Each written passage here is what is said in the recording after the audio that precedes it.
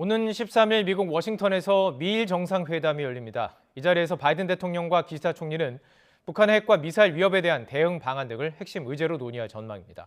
도쿄 이경화 특파원입니다.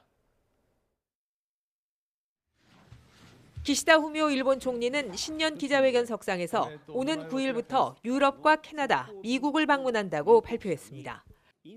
올해 주요 7개국 G7 의장국으로서 프랑스 등 회원국을 먼저 방문한 뒤 오는 13일 바이든 대통령을 워싱턴에서 만납니다. 취임 후 처음으로 미국을 방문하는 기시다 총리는 이번 회담에 기대감을 드러냈습니다. 防衛力の抜本的強化の具体策を示しました。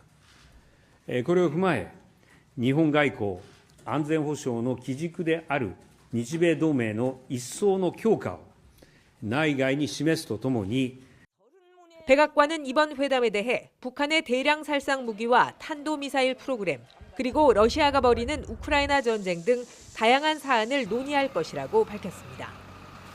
미일 정상회담은 지난해 11월에 이어 2달 만에 다시 열리는 것입니다. 연초부터 북한 핵실험 가능성이 이어지는 가운데 미일 정상이 긴밀한 대북 공조를 드러내는 모습입니다.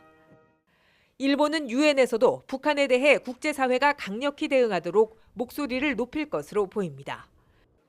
올해부터 2년간 유엔 안전보장이사회 비상임이사국이 된 일본은 북한의 미사일 위협을 거듭 강조했습니다.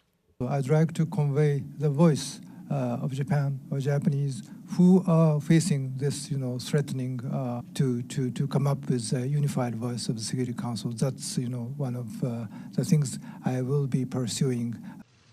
지난해 안보리는 북한의 잇단 탄도미사일 발사 후 대응 방안을 논의했지만 중국과 러시아의 반대로 구체적인 제재에는 이르지 못했습니다.